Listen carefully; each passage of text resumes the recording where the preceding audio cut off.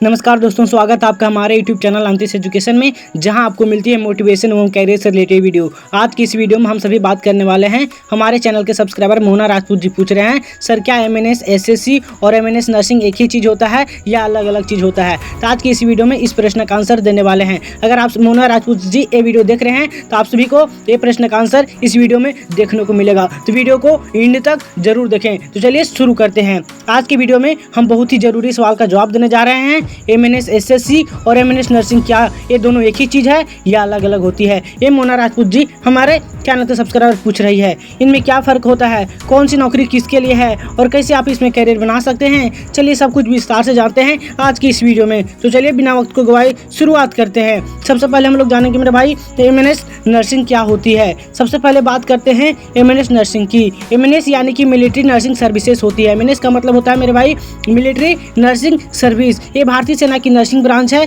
इसमें महिलाएं भर्ती होती है जो आर्मी हॉस्पिटल्स, बेस और मेडिकल यूनिट्स के नर्सिंग में सेवा देती है। एमएनएस नर्सिंग का रास्ता होता है मेरे भाई बीएससी नर्सिंग के जरिए। एमएनएस नर्सिंग का रास्ता होता है मेरे भाई बीएससी नर्सिंग के जरिए। इसके लिए आपको इंडियन आर्मी का बीएससी नर्सिंग एंट्रांस एग्जाम देना होता है। अगर आप सिलेक्ट हो जाती है तो आपको आर्मी के कॉलेज में 4 साल की बीएससी नर्सिंग जानने की ट्रेनिंग मिलती है। इसके बाद आप सीधे भारतीय सेना में कमीशन ऑफिसर बन जाती है, यानी आपकी पोस्टिंग बतौर लेफ्टिनेंट होती है, जो एक अधिकारी रैंक है। उसके बाद है मेरे भाई ध्यान दें, जो एमएनएस नर्सिंग होती है मेरे भाई ये सिर्फ महिलाएं के लिए ही होती है और ये 12वीं में आप सभी को फिजिक्स, केमिस्ट्री, बायोलॉजी के साथ आप सभी को पास करना होता है। सेगमेंट 2 है मेरे भाई एमएनएस एसएससी क्या होता है। आप सभी एमएनएस नर्सिंग के बारे में समझ गए होंगे। उसके बाद है मेरे भाई एमएनएस एसएससी क्या होता है। अब बात करते हैं मेरे भाई एमएनएस एसएससी के बारे में।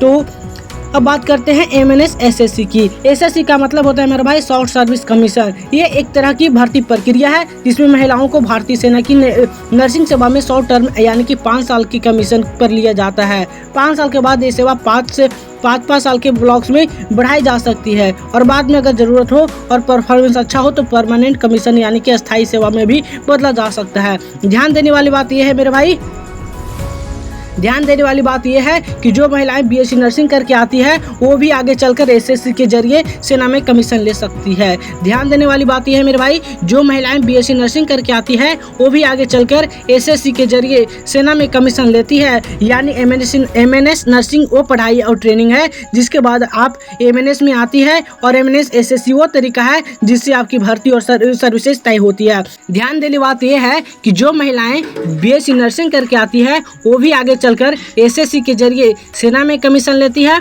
यानी एमएनएस नर्सिंग वो पढ़ाई और ट्रेनिंग है जिसके बाद आप एमएनएस में आती है। एमएनएस नर्सिंग वो पढ़ाई और ट्रेनिंग है मेरे भाई। एमएनएस नर्सिंग करने के बाद आप सभी एमएनएस में आती है, ट्रेनिंग करने के बाद आप सभी एमएनएस में आती है और एमएनएस एसएस वो तरीका है जिससे आपकी भर्ती और सर्विसेज तय होती है। उसके बाद है मेरे भाई